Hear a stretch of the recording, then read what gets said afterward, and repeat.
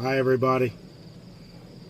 So I'm out here working on this Crystal Lake wind project.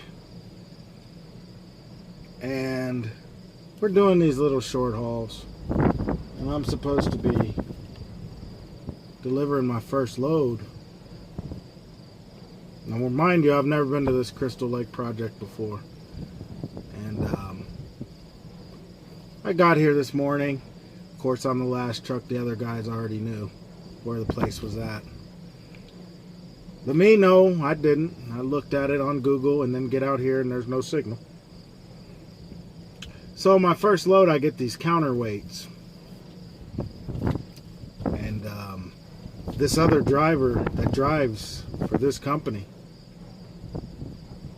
gives me these verbal directions on how to get to where I'm going. So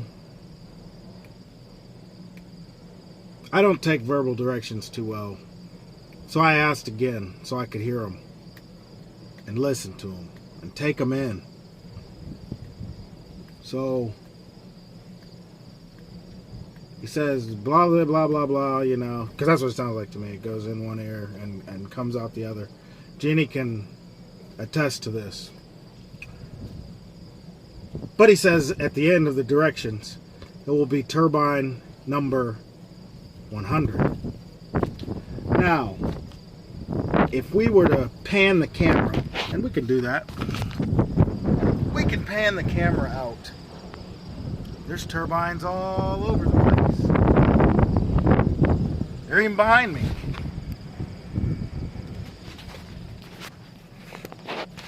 The question would be, how many 100s are there going to be? I would think only one. So I come to 100, and 100 is in a dead end. So I don't think much of it. I go out there, and I'm having a problem turning my truck around. Because it's like a circle, and this is a long truck, long wheelbase. So I'm out here trying to turn the truck around, having kind of problems, but nothing I can't handle. But in the process, I bent my Texas bumper.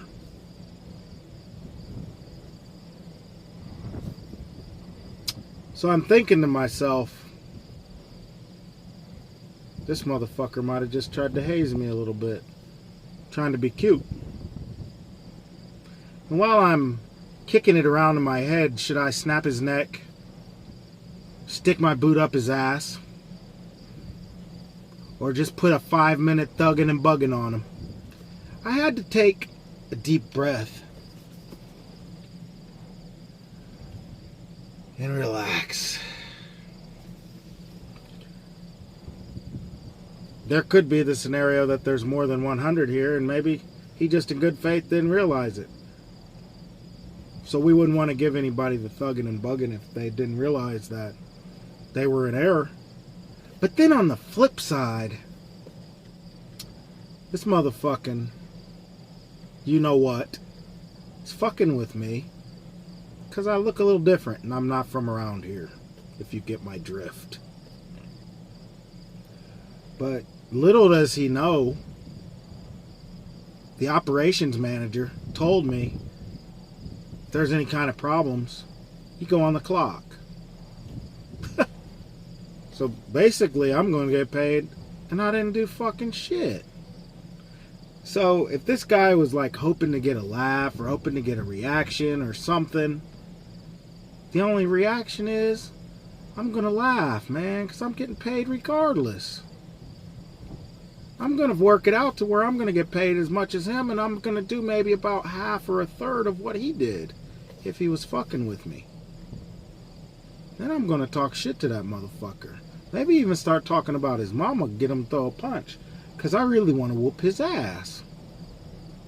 We're out in the cornfield, but I don't want to get jumped or lynched out here. But honestly, there's only... Had a little camera problem there. It's windy. We're on a wind farm.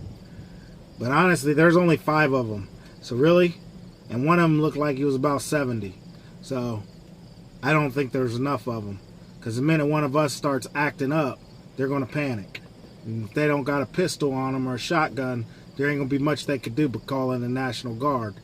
You know, with the jaws of life to get my foot out of his ass.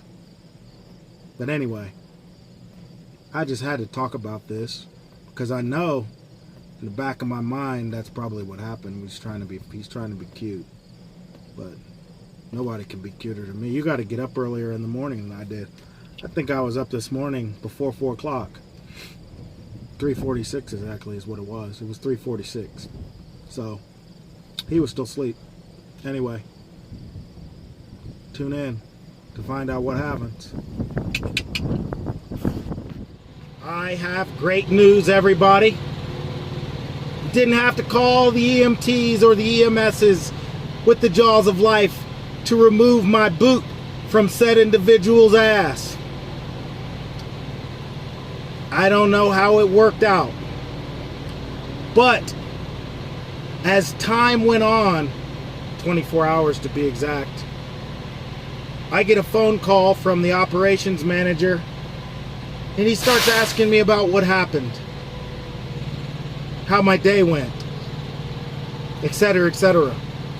Well, I had no intentions of saying anything about my bumper being bent or having problems turning around my truck or those god-awful directions that I was given, whether it be in error or in hazing.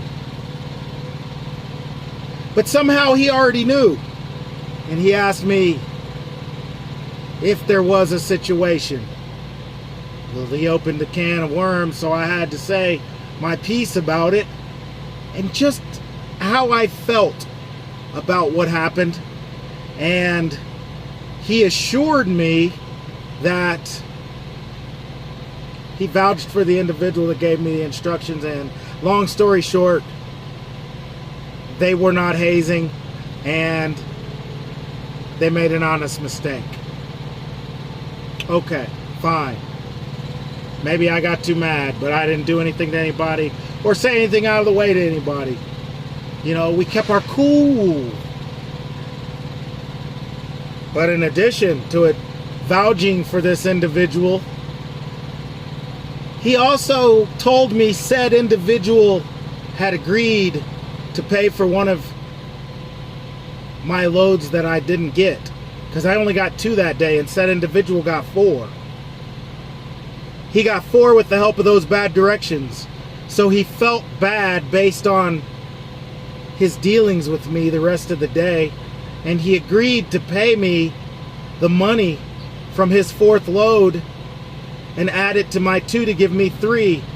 So we are equal. You know, if you take 1 from 4, you get 3, and if you add 1 to 2, you get 3. So, as far as I'm concerned, we're even Steven. And I even extended the olive branch to said individual to tell him, hey, you know, maybe we got off on the wrong foot or something. You know, maybe I was too much of a dickhead. Not that I was trying to be, but we were talking about money lost here. And we all know I'm a real nice guy until I lose some money. That isn't my fault. But I'm glad to report all of it is squashed. No thugging and buggins were issued. No boots got stuck in anybody's asses. We didn't even have to talk about anybody's mamas. So, in the words of old Ice Cube, I guess it was a pretty good day. Peace.